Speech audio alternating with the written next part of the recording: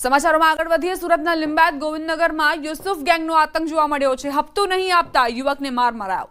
યુવકને બેરહેમીપૂર્વક ચપ્પુના ઘા માર્યા, પગ અને છાતીના ભાગમાં લાતો મારવામાં આવી। યુસુફ ગેંગના આરોપીઓ પર અગાઉ ગુજસિટોક હેઠળ ગુનો દાખલ કરાયો હતો। સીસીટીવી ફૂટેજના આધારે પોલીસે તપાસ આરંભી। સમગ્ર ઘટના સીસીટીવીમાં કેદ થઈ। યુસુફ ગેંગના આરોપીઓ પર અગાઉ ગુજસિટોક હેઠળ ગુનો દાખલ થયો હતો। તમામ આરોપીઓનું ગોવિંદનગર ખાતે રિકન્સ્ટ્રક્શન કરવામાં આવ્યું। આરોપીઓએ બે હાથ જોડી લોકો પાસેથી માફી માંગી। હપ્તો નહીં આપતા યુવકને મારવામાં આવ્યો હતો। અત્યારે આ આરોપીઓ ભલે હાથ જોડીને માફી માંગતા હોય, તેમના ચહેરા પર ન જતા, કેમ કે આ એ આરોપીઓ છે જેમણે યુવકને બેરહેમીપૂર્વક માર્યો હતો અને તેને એટલા હદે મજબૂર કરી દીધો હતો કે તે પોતે જે પણ લોન લીધી હતી તેને લઈને માફી માંગવા લાગે। બેરહેમીપૂર્વક ચપ્પુના ઘા માર્યા હતા આરોપીઓએ। તેમને એ પણ અંદાજ ન હતો કે આ યુવકનું મોત પણ થઈ શકે છે। યુસુફ ગેંગનો વિસ્તારમાં એટલો આતંક છે કે લોકો ડરે છે અને જો હપ્તો નહીં આપે કોઈ તો તેને આ જ રીતે મારતા હોય છે। આ યુવક પણ ભોગ બન્યો, જેના સીસીટીવી ફૂટેજ સામે આવ્યા। સુરતમાં ફરી અસામાજિક તત્વોનો આતંક સામે આવ્યો છે। ભેસ્તાન આવાસમાં અરબાઝ બિલ્લી નામના યુવકે જાહેરમાં બે વ્યક્તિઓને માર્યો। પૈસા બાબતે બંને વચ્ચે માથાકૂટ થતા માર્યો। હાલ બંને યુવકોને સારવાર માટે ખસેડવામાં આવ્યા છે। સમગ્ર મામલે ડિંડોલી પોલીસ તપાસ કરી રહી છે। અસામાજિક તત્વોનો આતંક સતત સુરતમાં વધતો જઈ રહ્યો છે। તેમને કોઈ જ કાયદાનો ડર ન હોય તે પ્રકારની ઘટના વધુ એક વખત બની છે। બે વ્યક્તિઓને જાહેરમાં મારવામાં આવ્યો। પૈસાની બાબતને લઈને આ માથાકૂટ થઈ હતી, જેમાં બે વ્યક્તિ પર આરોપીઓ તૂટી પડ્યા, તેને મારતા રહ્યા। અરબાઝ બિલ્લી નામના યુવકે જાહેરમાં બે વ્યક્તિઓને માર્યો।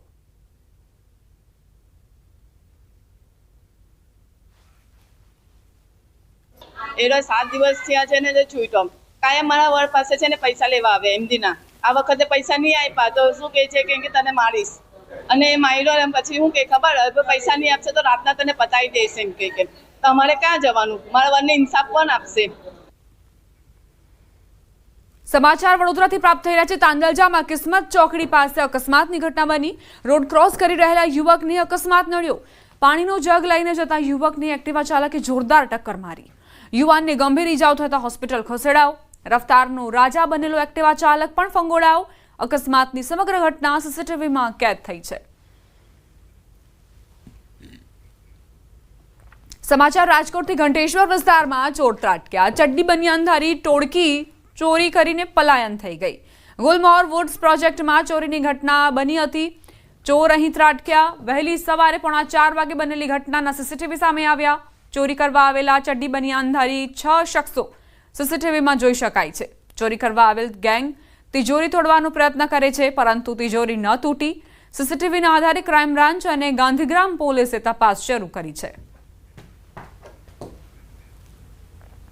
સમાચાર વડોદરાથી જ્વેલર્સના શોરૂમમાં ચોરીની ઘટના બની। 10 લાખની સોનાની બંગડીની ચોરી થઈ। ગ્રાહકના સ્વાંગમાં આવેલી મહિલાઓએ ચોરીની ઘટનાને અંજામ આપ્યો। સીસીટીવીમાં ઘટનાક્રમ કેદ થયો। પોલીસે ફરિયાદના આધારે તપાસ આરંભી છે।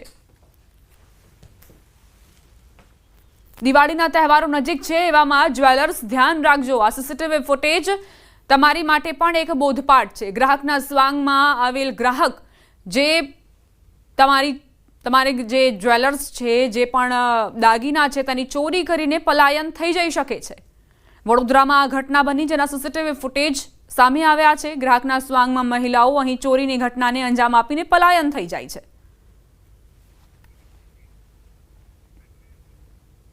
સુરતના ઉધનામાં સંબંધોને શર્મસાર કરતી ઘટના બની છે કે જ્યાં સગા મામાએ જ ભાણેજની નિર્મમ હત્યા કરી નાખી।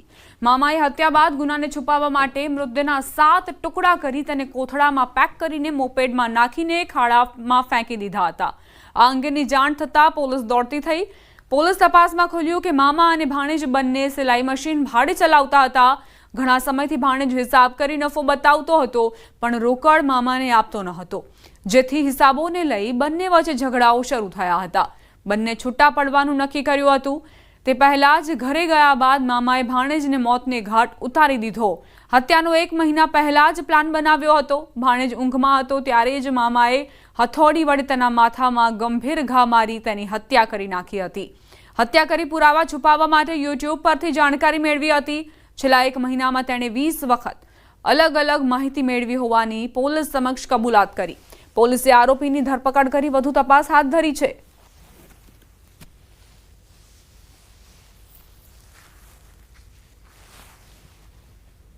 दोनों के बीच मनमुटाव हुआ था, दोनों साथ में ही रह रहे थे। तो पिछले कई दिनों से ऑलमोस्ट 1 महीने से जो आरोपी है उनके मामा वो स्टडी कर रहे थे कि किस तरह से मर्डर किया जाता है, किस तरह से पुरावा भी न मिले, एविडेंस भी न मिले, पुरावा का नाश किस तरह से हो सकता है, बाद में अगर जेल होती भी है, पुलिस पकड़ भी लेती है तो किस तरह से सजा होती है। लेकिन उनका प्रायोरिटी तो यही था कि किस तरह से पुलिस के पास भी पुलिस भी उनके तक ना पहुंच सके। ये सब स्टडी करने के बाद, R&D करने के बाद उन्होंने लास्ट मंडे को जो अपना भांजा है उसको सिर पे हथौड़ा मार के उनकी हत्या की। समाचार वडोदराથી તંત્રની બેદરકારીના કારણે દંપતી ખાડામાં પડ્યું। રાવપુરા કોઠી 4 રસ્તા પર ઘટના બની। રોડ પર પટકાતા મહિલાને માથામાં ઈજા પહોંચી। મહિલાને સારવાર માટે હોસ્પિટલ ખસેડાઈ।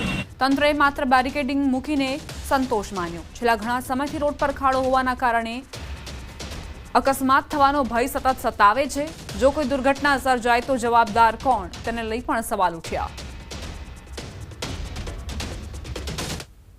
રસ્તા આગળ લોખંડની એંગલ મેલી છે અને આ ખાડા પૂરતા નહીં। આ કોર્પોરેશન વાળા કેટલા દિવસથી આ કોરાટ નીકળી ગયો, વરસાદ જતો રહ્યો, ખાડા પૂરતા નહીં અને આ એક્સિડન્ટ થાય તો જવાબદાર કોણ?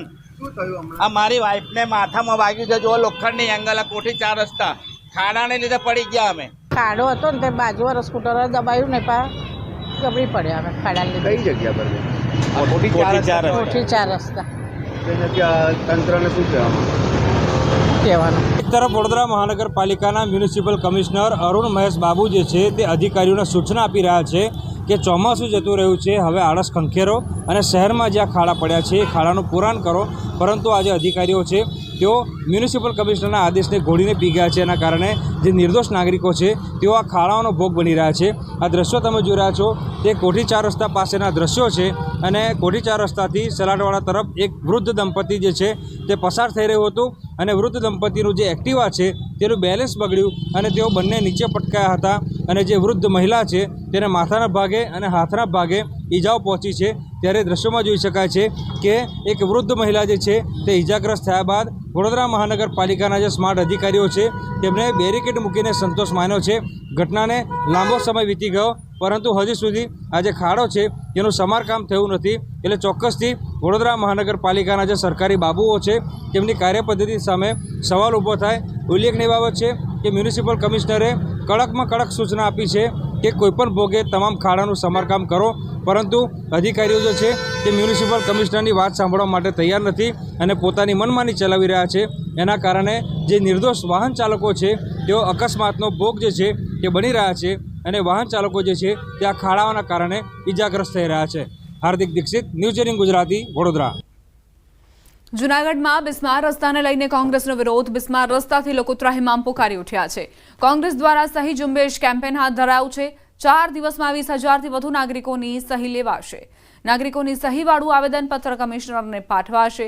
દર વર્ષે દિવાળી પહેલા રસ્તા બનાવવાની મહાનગરપાલિકા લોલીપોપ આપે છે। 15 ઓક્ટોબરે કોંગ્રેસ દ્વારા મોટી સંખ્યામાં લોકોને સાથે રાખી આવેદનપત્ર અપાશે।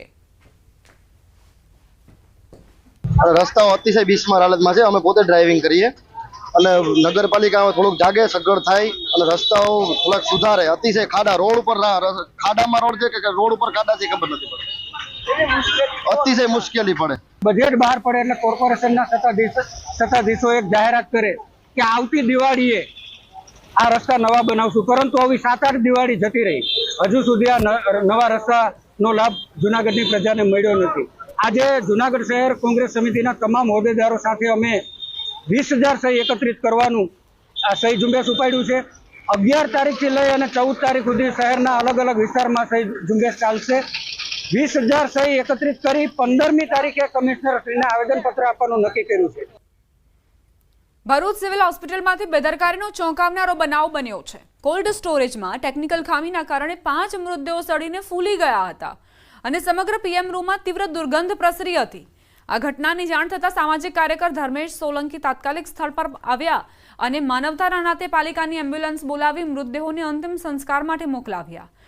હોસ્પિટલ પ્રશાસન હવે કોલ્ડ સ્ટોરેજનું સમારકામ કરી રહ્યું છે, પરંતુ અગાઉ પણ આવા બનાવો બન્યા હોવાથી યોગ્ય જાળવણીને લઈને સવાલ ઉઠી રહ્યા છે. ભરૂચ સિવિલ હોસ્પિટલ પર ના પીએમ રૂમ પર હું અને મારી ટીમ આવેલ, જ્યાં અમે કોલ્ડ સ્ટોરેજ ખોલતા એટલી ભારે દુર્ગંધ મારી હતી કે અમારે બહાર નીકળી જવું પડ્યું. માખીઓ પણ ગણગણાતી હતી. કહેવામાં આવે છે કે આ કોલ્ડ સ્ટોરેજ છેલ્લા 2 દિવસથી બંધ હોય અને આ મૃતદેહો અંદર જ હોય, જેના કારણે આ 5 મૃતદેહોની હાલત ડિકમ્પોઝ થઈ ગઈ છે. માણસ ઊભો પણ નહીં રહી શકે એટલી દુર્ગંધ મારી રહી છે. મારો તંત્રને અનુરોધ છે કે અમે પણ એક વ્યક્તિ છે આ લેવા લઈ જવાવાળા, અમારે પણ સ્વાસ્થ્યની એ લોકોએ તકેદારી લેવી જોઈએ, ચિંતા કરવી જોઈએ, જેથી કરીને આવા મૃતદેહ લઈ જતા અમને કોઈ તકલીફ ન પડે. બનાસકાંઠા જિલ્લા સહકારી દૂધ ઉત્પાદન સંઘ લિમિટેડની ચૂંટણીમાં આજે મહત્વપૂર્ણ પરિણામ સામે આવ્યું. જિલ્લાની માત્ર દાંતા સીટ માટે ચૂંટણી યોજાઈ હતી, જ્યાં ભાજપના સમર્થનથી લડી રહેલા અમૃત પરમારને વિજય પ્રાપ્ત થયો. આ જીત સાથે દાંતા સીટ ઉપર છેલ્લા 32 વર્ષથી ચાલતું એકધારી શાસનનો અંત આવ્યો છે.